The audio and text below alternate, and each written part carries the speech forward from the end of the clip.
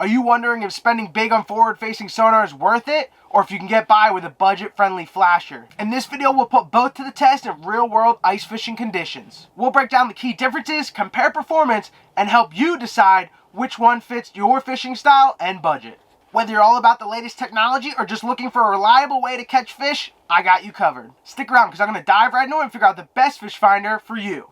The first fish finder we're going to talk about is the cheap, budget-friendly flasher. In today's video, my cheap, budget-friendly flasher is going to be the Garmin Striker 4, but the comparison is to any cheaper, budget-friendly flasher, whether it's a Humminbird, Vexilar, Lowrance, any cheaper style graph that has flasher mode is going to be the comparison in today's video. The first pro about budget-friendly fish finder is the budget. This thing is way cheaper than forward-facing sonar. You're looking at least $2,000, if not $2,500 to get into it. That doesn't include the pole that you need to mount the transducer to put down the ice hole. This thing is way cheaper. The Garmin Striker 4 is around $130 right now. That comes with the boat transducer, but you can make a PVC pipe T to mount the transducer to shove down the hole so you can still use it, or you can actually get the ice fishing transducer for $100 by itself, or get the Striker 4 ice fishing bundle for $200, which already comes with the ice fishing transducer. Now, the only thing is, I had this originally before I started ice fishing, so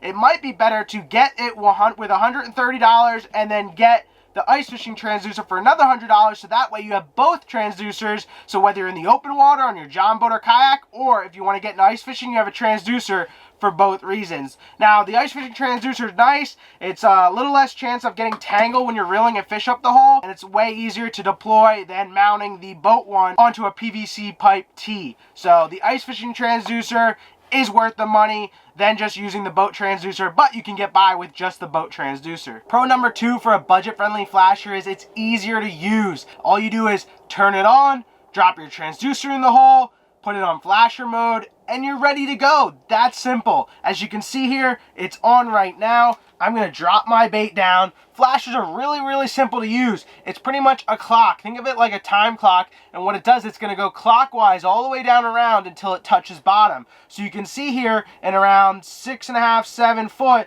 you can see the line's finicky right there, and then it's a hard red line. And that hard red line is bottom. So as you drop your bait down, it's going to do the same thing. As you're dropping your bait down, it's going to start to go clockwise. There it is at 4 foot. That's my bait. And you'll see there's a little bit of flickering on the bottom. That can be grass, or it can be fish as well. Usually fish are a solid line where grass can be flaking in and out. And as you can see, super easy to use. You just drop your bait down there, usually about a foot off bottom. And you'll see that mark come off the bottom, and then once it covers you up, they're usually right on top of you getting ready to bite. There we go. Alright, there we go. Small little bluegill. Super easy to use, and yeah. Pro number 3 to a budget-friendly flasher is it's lightweight. It's super lightweight. This Garmin weighs nothing, and I have a 10 amp hour 12 volt lithium battery in here, which lithiums are light, but you're still going to need a 30 to 50 amp hour lithium battery for the forward-facing sonar. You're looking at a minimum of a 7-inch graph to use forward-facing sonar in most companies. I'm having a 9-inch. That's pretty much the regular size, a 9-inch graph, and then the black box, depending on what company you use. And you have to have it on a shuttle, and then usually in a bag, and everything, it gets way heavier. So this thing is way lighter, easy to hole hop, walk around, carry around with you, and yeah, definitely way lighter than forward-facing sonar. Pro number 4 for budget-friendly flashers, it's just more reliable in cold weather. You use flashers like Vexilar, one of the original flashers. Those things are built to use in sub temperatures, and live scopes work great, but they can start lagging, they can start having issues in really cold weather. So to have something like a budget-friendly flasher, they are built for the sub temperatures, and they are just going to work better in super cold conditions. And the last pro for using a budget-friendly flasher is the battery life. We talked about batteries earlier. These things take like nothing to power it up. I have a 10 amp hour 12 volt battery in here. I can run this probably for 3 full days, if not more, before it dies. They drain literally like no battery, where my live scope, I get about probably 16 hours with a 30 amp hour because of how much draw between the black box and the 9-inch graph.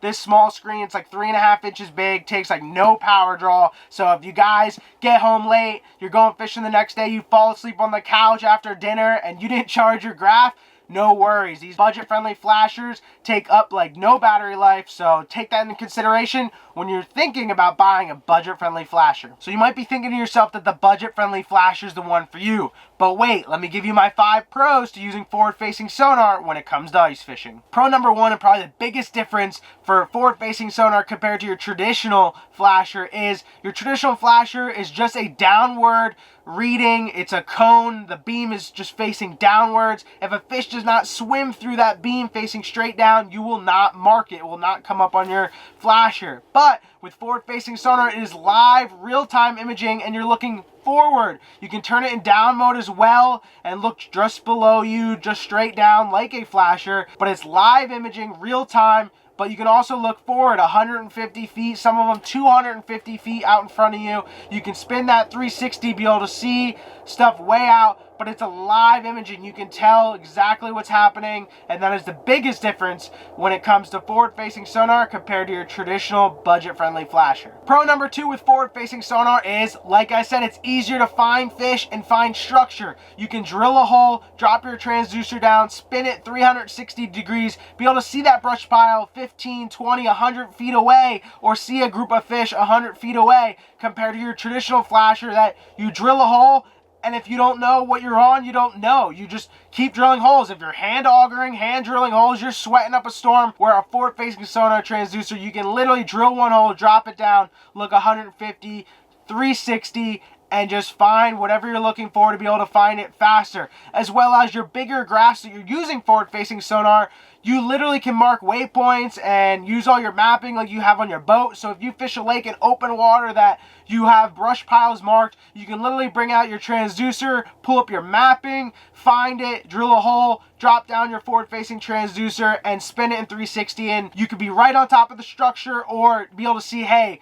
I'm 10 feet away, and get right dialed in on that structure that you guys want to ice fish. Pro number 3 when it comes to using forward-facing sonar technology compared to your traditional budget-friendly flasher is being able to target moving and suspended fish. If you guys love fishing for crappie, you know they love to suspend. Now you can catch them with your traditional flasher. You guys can drill a hole, drop down, and then boom, if you drop on a suspended school crappie, you're good to go. But if you drill a hole and they like to run a basin in the lake and they move around a lot, dropping that forward-facing sonar, you can drop it down and be able to spin it, look 150 feet out, 360 degrees, and say, hey buddy, they're over there. Then you can take your traditional flasher, send your buddy 50 feet over there, drill a hole, and he can drop right on them. Then they move. Then you send them over here. You guys can actually work as a team to get on that school of fish a lot faster than just sitting in one spot all day hoping that that school comes underneath your flasher. Pro number 4 when it comes to using forward-facing sonar for ice fishing compared to your traditional flasher is forward-facing sonar is a year-round technology. You guys can really easily connect it from boat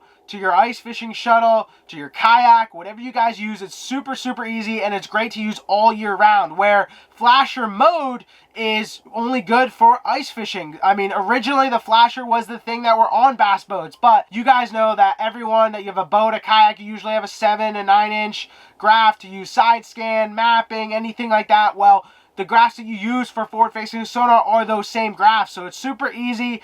They make super easy, quick, fast ways to disconnect from your boat or kayak to your ice fishing shuttle to get it out in the hard water, where your budget-friendly flasher is mainly just going to be used for ice fishing. Last but not least, pro number 5 when it comes to using forward-facing technology compared to your budget-friendly flasher is it's just more fun and engaging. You guys can use your forward-facing sonar out here. You can mark structure. You can see grass lines, see structure, mark it for when open water comes. Then you already have it on the same fish finder that you're going to put back on your boat, back on your kayak, so you can have the structure marked. But on top of that, it's great for teaching new people, especially kids. You know, kids, they say if you learn to fish when they're before the age of 11, I believe, it is that they are more likely to fish for the rest of their lives. So you want them to come out and have fun. You don't want to bring them out here. They sit around with no flasher or no fish finder and just sit around and don't catch anything and don't want to come fishing anymore. Bring forward-facing sonar, or at least a flasher. Bring them technology to look at, to stare at, to learn, so it's more engaging, so they enjoy it. Especially forward-facing sonar. They love seeing the fish swimming around, come up, eat the bait, and that way, when you bring it back out, teach them how to use a flasher. Teach them how to do tip-ups. Teach them that, you know, to not use it at all, but at least that way that they get hooked early, and that way we want to keep coming back out. So forward-facing sonar is a great technology for doing that. After putting both to the test, the choice comes down to your fishing styles and priorities. Do you go for the simplicity and the reliability of a traditional flasher, or do you go for the cutting edge detail of forward-facing sonar? But here's the real question, which one do you choose? Leave a comment down below, let me know which one you pick and why. As always, I hope you guys enjoyed today's video. If you haven't already, subscribe down below. And don't forget, all the ice fishing gear that I use, including the gear in this video, is linked down below. We'll see you on the next one.